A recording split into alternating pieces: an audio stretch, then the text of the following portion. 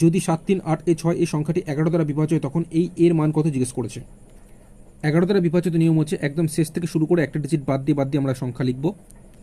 যেমন এখানে একদম শেষে এ আছে, এর আগে একটা ডিজিট 6 বাদ দিয়ে এ হচ্ছে আবার এ লিখলাম, এর আগে একটা ডিজিট 8 বাদ দিলে 3 হচ্ছে 3 লিখলাম, 3-এর আগে 7 বাদ দিয়ে আর কিছু নেই তাই লিখে নিই।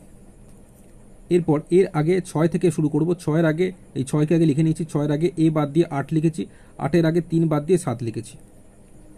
এই দুটো যোগফলের বিয়োগফল হয় সমান 0 দিয়ে হবে না হয় সমান 11 দিয়ে হবে। তো প্রথমে আমরা সমান 0 দিয়ে করছি। এখানে এ যোগ করলে 2a + 3, আর এখানে 6 আর 8 যোগ করলে 14, 14 সঙ্গে 7 যোগ করলে 21। এখানে প্লাসে মাইনাসে মাইনাস মানে 21 থেকে 3 বিয়োগ করলে 18, বড় সংখ্যার চিহ্ন মাইনাস। 2a সমান -18, এদিকে আসলে +18, 2 দিয়ে 18কে কাটলে 9, যেহেতু 2 9 18, তাহলে এই এ সমান 9। অপশান বি 9 হয়ে যাবে সঠিক উত্তর। এছাড়াও অঙ্কটি তোমরা অপশান টেস্ট করে করতে পারো, সেক্ষেত্রে অপশান বি